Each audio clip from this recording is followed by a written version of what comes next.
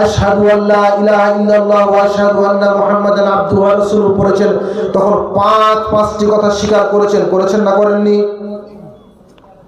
নামাজ আদায় করব এই কথা বলেছেন, যাকাত দিব এই কথা বলেছেন, রমজান মাসের সিয়াম পালন করব এই কথা বলেছেন, হজ করব এই কথা বলেছেন, কালেমাকে মেনে নিব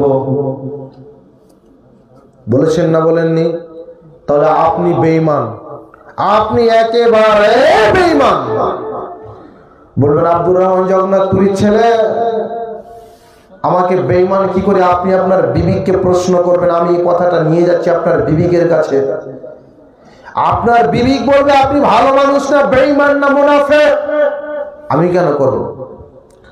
আপনি বলছেন সালাত আদায় করব, মুয়াজ্জিন বলছেন হাইয়া আলাস সালাহ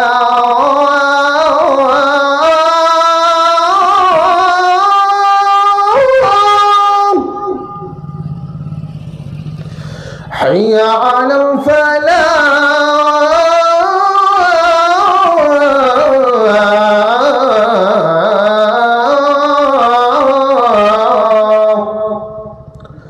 আল্লাহু আকবার, আল্লাহু আকবার, লা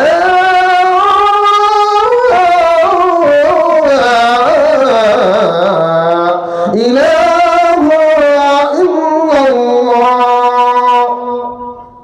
তারপর আপনি চায়ের দোকানে বসে আছেন। আপনি কি ভাই, বেঈমান না ভালো মানুষ? কে? তারপরে আপনি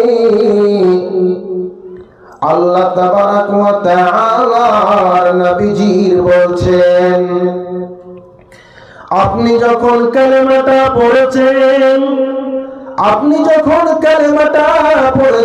তখন আপনি স্বীকার করলেন, আপনি বললেন যে আমি রমজান মাসের সিয়াম পালন করব।